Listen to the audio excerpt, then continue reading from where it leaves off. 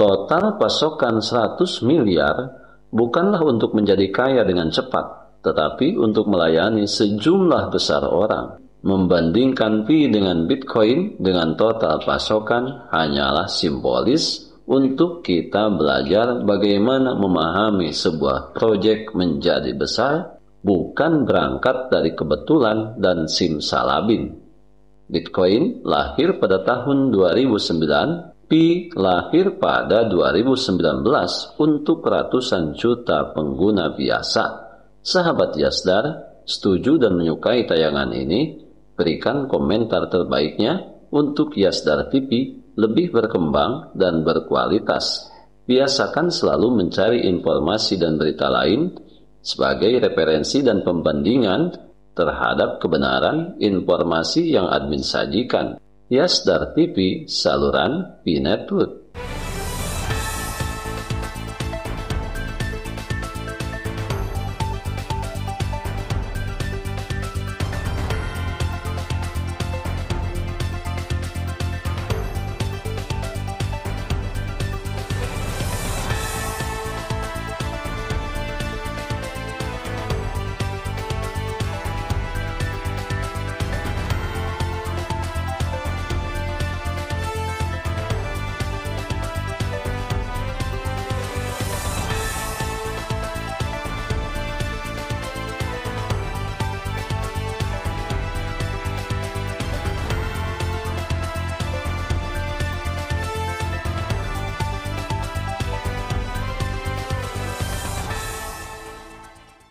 Assalamualaikum warahmatullahi wabarakatuh. Kembali jumpa bersama Yasdar TV. Sahabat Yasdar, rekan pionir, dimanapun Anda berada, semoga dalam keadaan sihat dan afiah. Amin ya robbal alamin. Pada kesempatan kali ini, kita tetap belajar daripada sejarah masa lalu, di mana masa lalu bisa dijadikan parameter untuk menguji keberhasilan di masa depan. Kegagalan yang sudah kita lewati jangan pernah terulang kembali. Oleh karenanya, mungkin saat ini di antara kita ada yang menjadi bagian daripada pemegang Bitcoin, tetapi secara mayoritas lebih banyak kita tidak pernah memiliki cryptocurrency sekelas Bitcoin. Karena saat ini termasuk merupakan sesuatu hal yang langka. Kesempatan ini, mari kita belajar dengan pola perbandingan sederhana, mengukur tingkat keberhasilan Pi Network jika belajar daripada Bitcoin. Sebelumnya, jangan lupa like, komen, subscribe, dan share tayangan ini jika dirasa ada manfaatnya. Bagi sahabat yang baru bergabung, jangan lupa bunyikan loncengnya untuk mendapatkan notifikasi info terbaru terkait perkembangan proyek Pi Network menuju jaringan terbuka sepenuhnya. Sahabat Yasdar, yang menjadi polemik nyata saat ini ketika kita berbicara mengenai Pi Network terkait yang berhubungan dengan nilai yang tertera di bursa, di mana berkali-kali kita memahami polarisasi nilai yang ada pada Pi. Tentunya ini akan sangat berbeda.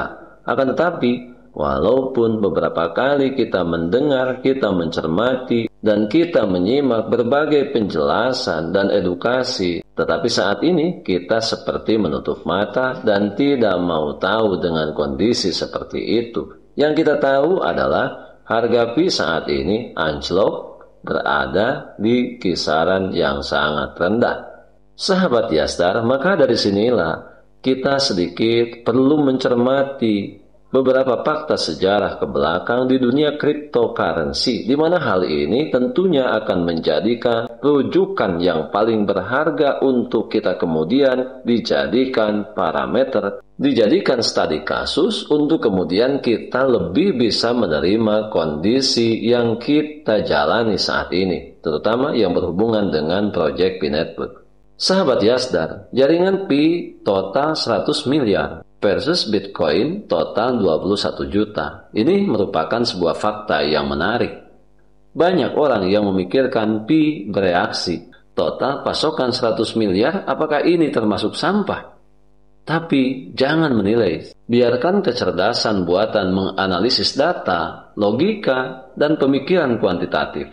Kita bisa melakukan perbandingan sederhana, antara lain 100 miliar yang dimiliki oleh P-Network berbanding 21 juta total pasokan Bitcoin, sama dengan 4.764 kali. Artinya, jika saja kita membagi total pasokan secara merata, 1 Bitcoin setara dengan 4.764 pi. Nah, saat ini dengan asumsi pi yang dihargai 0,81 dolar, mari kita kalikan. 0,81 kali 4.764 sama dengan 3.859 US dollar. Artinya, jika pi dan Bitcoin memiliki kapitalisasi total yang sama, maka setiap Bitcoin akan sama dengan 4.764 pi. Dan pi dapat memiliki nilai setara 0,8 dolar. Tapi, jangan salah, itu hanya asumsi teoritis. Faktanya, tidak mungkin membandingkan harga token tanpa total pasokan yang sama. Ini adalah kesalahan yang dilakukan banyak orang. Pi terlalu murah, hanya 0,8 dolar. Hal ini tentunya perlu untuk diluruskan. Harga token tidak masuk akal tanpa total penawaran dan kapitalisasi. Karena harga token tidak masuk akal tanpa total penawaran dan kapitalisasi. Kemudian selanjutnya, hal lain yang perlu dibandingkan adalah budaya pasar total. Saat ini, berbicara mengenai Bitcoin bernilai 1,7 triliun, pi baru hanya 5,4 miliar US dollar. Maka Bitcoin sekitar 314 kali lebih tinggi daripada pi dalam hal kapitalisasi. Apakah Anda melihat pi sebagai sesuatu yang mahal atau murah? Harga 0,81 dolar tidak masalah jika kita tidak mempertimbangkan pasokan yang beredar. Sahabat Yasdar, sebelum admin lanjutkan, bagi sahabat yang memerlukan baju kebesaran P-Network, silakan untuk melakukan pemesanan sekaligus check out pada sejumlah link yang telah admin sematkan di kolom deskripsi. Sahabat Yasdar, jadi mengapa total pasokan pi 100 miliar? Apakah ini tidak termasuk berlebihan? Jawabannya, ketika kita mereferensikan Bitcoin yang lahir pada tahun 2009 melayani komunitas kecil cypherpunk, sementara pi yang lahir pada 2019 untuk ratusan juta pengguna biasa.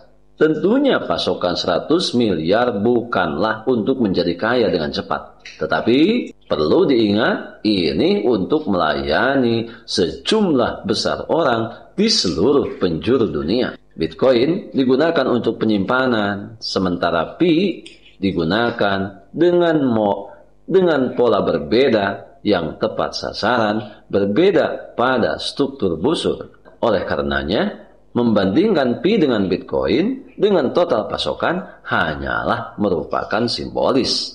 Harga pi 0,81 dolar saat ini sesuai dengan posisi yang wajar, tidak dirujuk oleh model 4.764 berbanding 1. Sebagai kesimpulan akhir, pi dalam fase formatif sementara Bitcoin telah memasuki fase konservasi.